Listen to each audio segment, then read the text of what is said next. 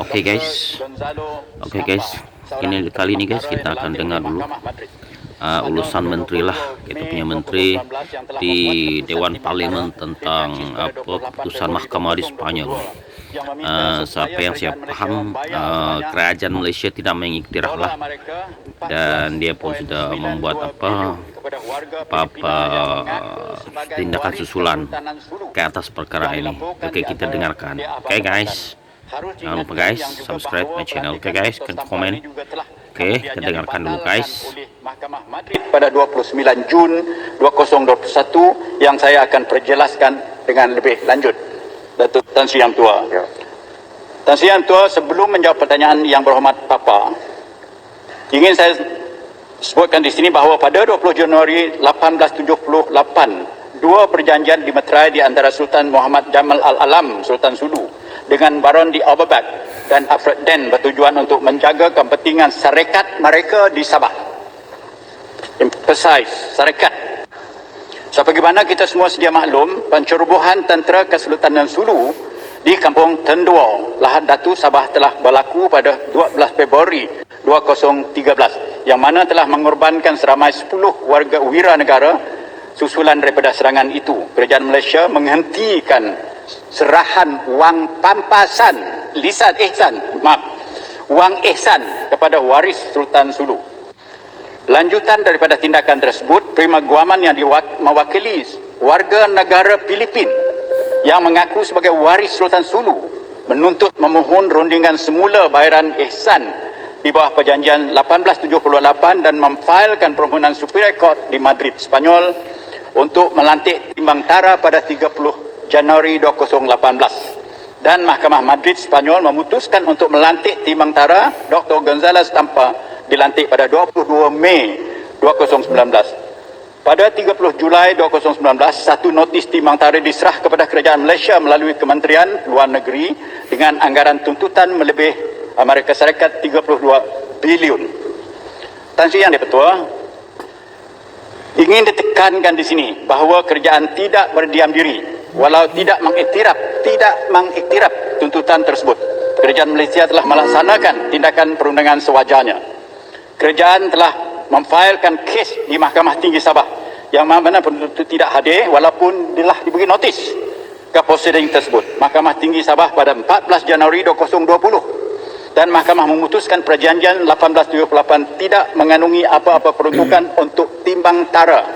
Malaysia tidak pernah mengenepikan kebalan kedaulatannya di timbang tara, tidak mempunyai bidang kuasa untuk menyelesaikan perkara yang dibangkit.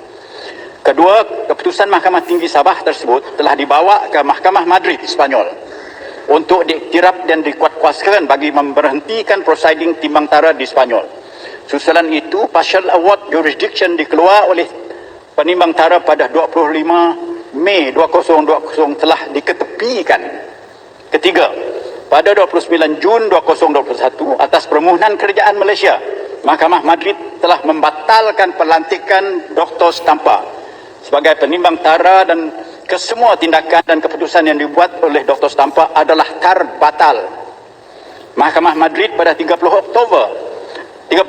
Oktober 2021 memutuskan bahawa Partial Award on Jurisdiction yang dikeluarkan oleh Dr. Tampa bertarikh 25 Mei 2021 adalah terbatal ataupun null and void dengan izin Tan Sri Yang Di-Pertua.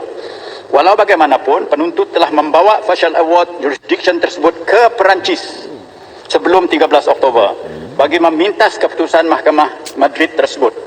Pada 29 September 2021, Mahkamah Perancis tanpa mengetahui keputusan Mahkamah Madrid yang telah membatalkan pelantikan keputusan Dr. Tampa telah mengeluarkan executor order ataupun execution order yang mengiktirafkan Partial Award on Jurisdiction bertarikh 25 Mei 2020 tersebut. Berdasarkan executor order tersebut, Dr. Tampa telah memindahkan tempat seat of timbang tara dari Madrid ke Paris bagi meneruskan prosiding timbang tara tersebut.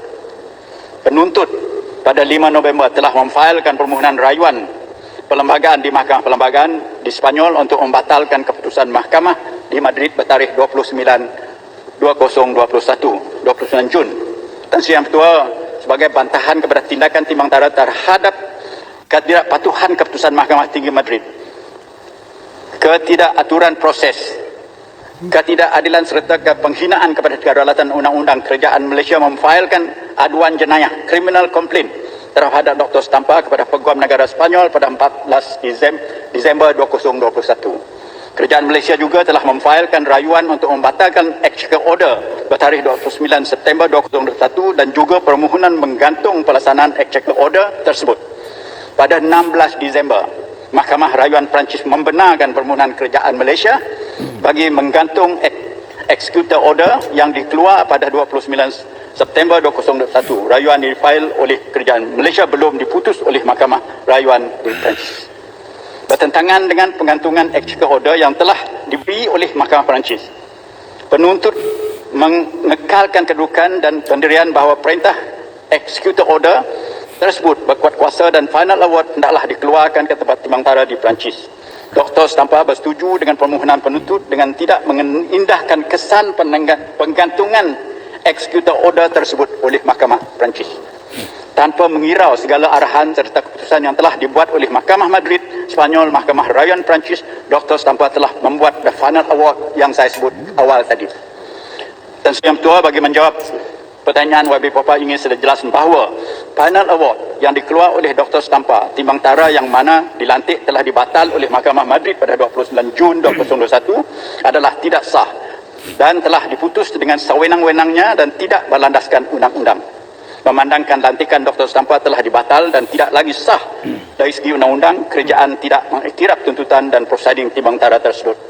Tan Sri Yang Bertua Kerajaan Malaysia melalui Jabatan Peguam Negara dan Kementerian Luar Negeri telah melantik Peguam Sepanyol dan Perancis untuk mewakili kerajaan bagi tujuan menangani segala tuntutan yang dibuat terhadap Malaysia. Malaysia tidak mengambil bahagian dalam prosiding timbang tara yang dikatakan kerana Malaysia sentiasa menegakkan dan tidak pernah mengenepikan kekebalan kedaulatan sebagai sebuah negara berdaulat. Tambahan pula identiti penuntut diragui dan belum disahkan. Namun demikian, ingin ditekan sekali lagi bahawa kerajaan tidak berdiam diri, tetapi telah pun mengambil tindakan sewajarnya seperti yang saya telah nyatakan di atas, memastikan kedaulatan negara tidak dicabuli melalui tindakan perundangan Madrid, Sepanyol dan di Paris, Perancis.